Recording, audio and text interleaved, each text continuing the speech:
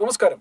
SSLC പാസ്സായ കുട്ടികളുടെ വിദ്യാഭ്യാസ നിലവാരത്തെക്കുറിച്ച് മന്ത്രി സജി ചെറിയാൻ പറഞ്ഞ വാക്കുകളിൽ സത്യമുണ്ടോ എന്ന് ഞങ്ങൾ പരിശോധിക്കുന്നില്ല. ജയിച്ച നല്ലൊരു ശതമാനം വിദ്യാർത്ഥികൾക്കും തത്തുല്യമായി വേണ്ട നിപുണതയില്ല എന്ന പ്രസ്താവനയ്ക്കെതിരെ വിദ്യാഭ്യാസ മന്ത്രി ശിവൻകുട്ടി രംഗത്ത് വന്നെങ്കിലും വിഷയം ബൗദ്ധിക തലത്തിൽ ചർച്ച ചെയ്യപ്പെടേണ്ടതാണ്. കുട്ടികളിൽ ആരോപിക്കപ്പെട്ടത് ശരിയാണെങ്കിൽ അതിന് ആരാണ് ഉത്തരവാദി?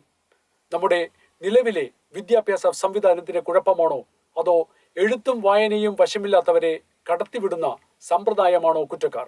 ഇത് രണ്ടായാലും തെറ്റുകാരാകുന്നത് നയരേഖ നടപ്പാക്കുന്ന സർക്കാർ തന്നെയാണ്. നിലവാരമില്ലാത്ത രീതിയിൽ വിദ്യാർത്ഥികളെ പഠിപ്പിക്കുന്നതും നിലവാരമില്ലെന്നറിഞ്ഞിട്ട് കൂടി അവരെ പാസാക്കി വിടുന്നതും യഥാർത്ഥത്തിൽ വെല്ലുവിളിയാകുന്നത് പ്രസ്തുത രീതിയിൽ വിജയിക്കുന്ന കുട്ടികൾക്ക് തന്നെയാണ്.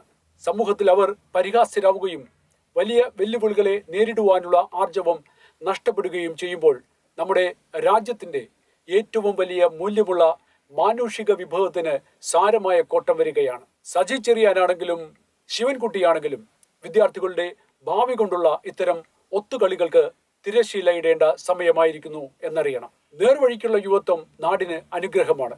പക്ഷേ വഴിമാറ്റപ്പെട്ടവർ വെല്ലുവിളിയും.